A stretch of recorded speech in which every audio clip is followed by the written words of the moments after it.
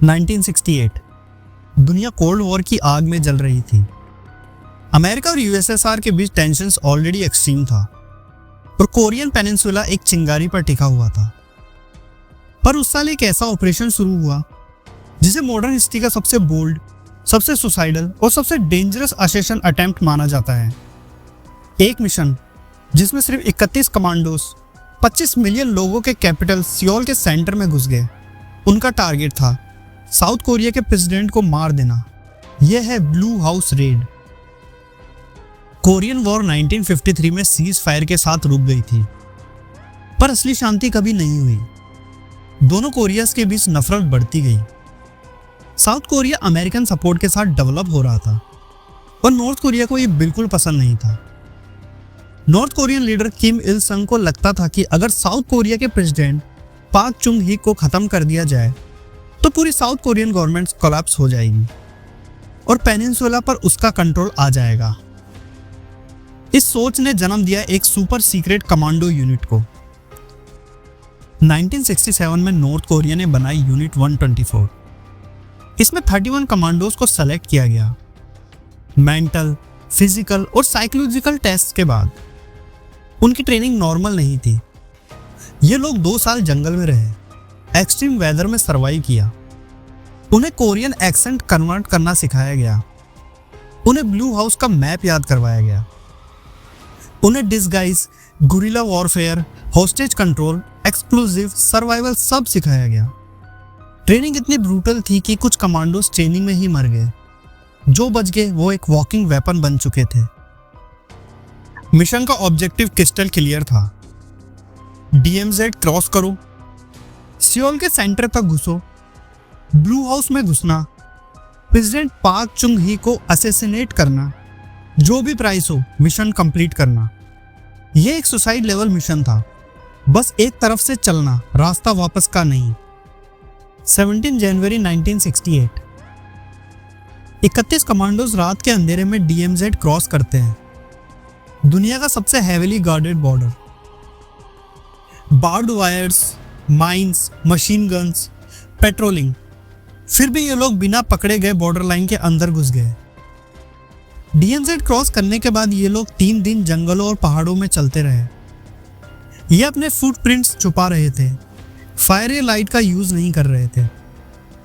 लेकिन इस perfect infrared में एक फ्लो आ गया। एक वुड कटर ने उन्हें देख लिया। कमांडोज ने उसे धमकाया कि अगर किसी को बताया तो उसकी फैमिली को नुकसान होगा। वुड कटर डर तो गया, पर जैसे ही वो छूटा उसने साउथ कोरियन अथॉरिटीज को रिपोर्ट कर दिया। ऑपरेशन डेंजर में आ चुका था, पर कमांडोज फिर भी रुकने वाले नहीं थे। 20 जनवरी को कमांडोज सियोल पहुंच गए। ये लोग साउथ कोरियन आर्मी यूनिफॉर्म्स में थे। बैजेस और रैंक्स तक कॉपी की गई थी।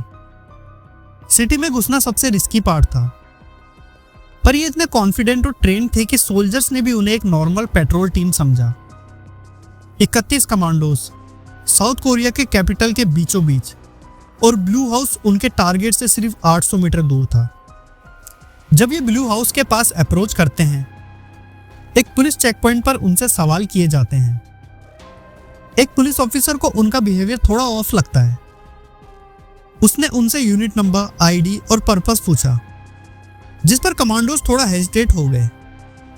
टेंशन बढ़ रही थी और फिर एक कमांडो ने गोली चला दी। यह पहला गन शॉट पूरे ऑपरेशन का टर्निंग पॉइंट था। एक गोली ने पूरी सियोल सिटी को हिला दिया। साउथ कोरियन आर्मी और पुलिस तुरंत अलर्ट हो गई। कमांडोज अलग अलग ग्रुप में टूट गए। कुछ जंगल की तरफ भागे, कुछ ने बसेस हाईजैक की, कुछ सिविलियंस को होस्टेज बनाने लगे, कुछ ने बैक स्ट्रीट में हाइड आउट ढूंढने की कोशिश की। सिटी में फुल ब्लोन फायर फाइट शुरू हो गई। पूरे सियोल में check points, search operations, lockdown सब एक साथ एक्टिवेट हो गया। 31 में से 28 कमांडोज एनकाउंटर में मार दिए गए। 2 रास्ते में गायब हो गए, उनका आज तक पता नहीं। और एक कमांडो किम सिंग जो जिंदा पकड़ा गया। किम शिन जो से साउथ कोरिया ने घंटों नहीं महीनों तक इंटरोगेशन किया। उसने सारे सीक्रेट्स, ट्रेनिंग, प्लानिंग सब बता दिए। बट सरप्राइजिंग बात यह थी कि साउथ कोरिया ने उसे माफ कर दिया। वो आज साउथ कोरिया में ही रहता है एज ए पेस्टर। एक कमांडो जो प्रेसिडेंट को मारने आया था वो एक दयालु रिलीजियस लीडर बन गया। ब्लू हाउस रेड ने ग्लोबल पॉलिटिक्स को शेक कर दिया। साउथ कोरिया ने तुरंत अपनी सिक्योरिटी ट्रांसफॉर्म की, बहुत सारे ऑफिसर्स को निकाल दिया गया और एक न्यू इंटेलिजेंस स्ट्रक्चर बनाया गया। साउथ कोरिया ने भी जवाब में यूनिट 684 बनाई, एक स्पेशल टीम जो नॉर्थ कोरिया के लीडर को असैसिनेट करने के लिए ट्रेंड हो रही थी। लेकिन वो मिशन कभी ऑफिशियली लॉन्च नहीं हुआ। ब्लू हाउस रेड आज भी साउथ कोरिया की हिस्ट्री का सबसे डेयरिंग इंफॉर्मेशन माना जाता है।